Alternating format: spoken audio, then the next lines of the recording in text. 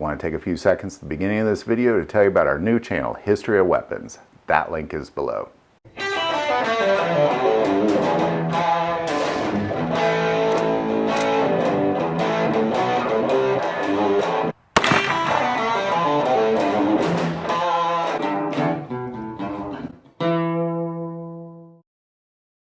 Welcome to this episode of God, Family, and Guns. Today we are with Brian at Gunner's Firearms, and we are talking about the best or top revolvers for women.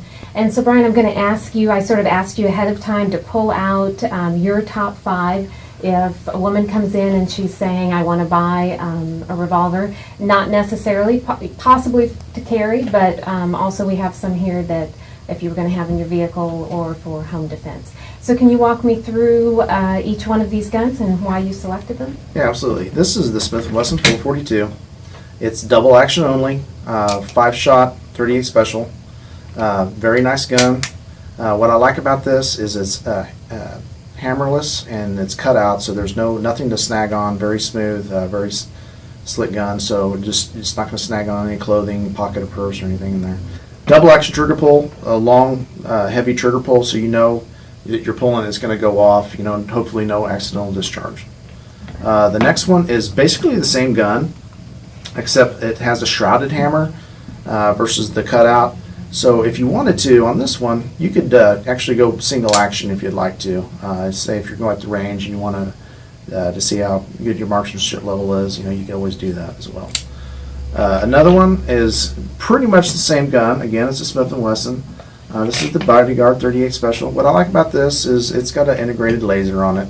So it's got a built-in and a very good price point. So I really like that as well.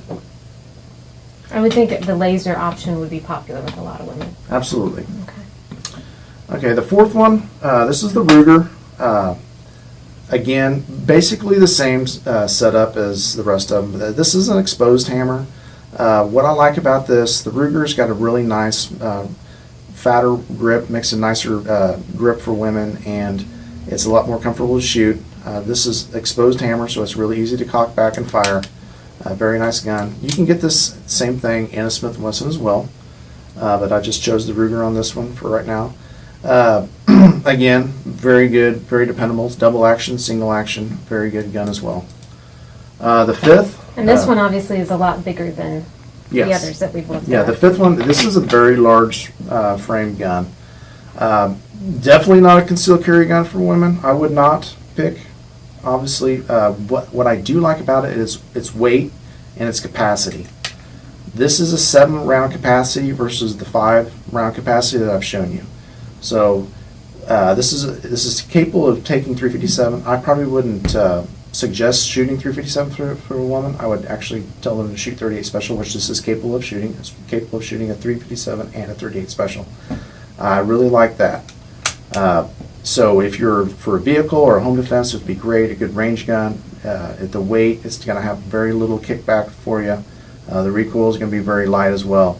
And it's got 7 rounds. Very nice gun as well.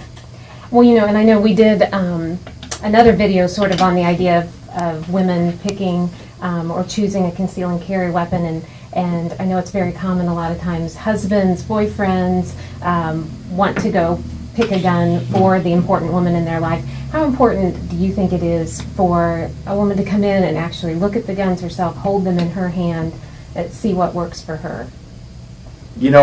I always say sometimes when holding a gun, it's kind of like a pair of shoes. You want to try your pair of shoes on before you actually buy them. Obviously, two polar opposites, obviously guns and shoes, but the idea is the gun, it's got to feel good in your hand. If it's not going to feel good in your hand, you're not going to want to shoot it.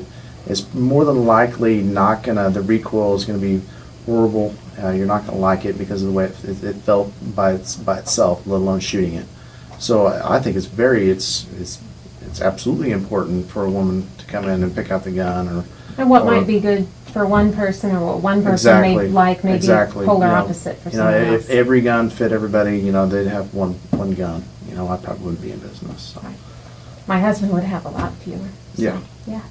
Well, Brian, thank you very much. Absolutely. And if you want any more information on any of the guns you've seen here, anything else at Gunners, we'll have a link on our website.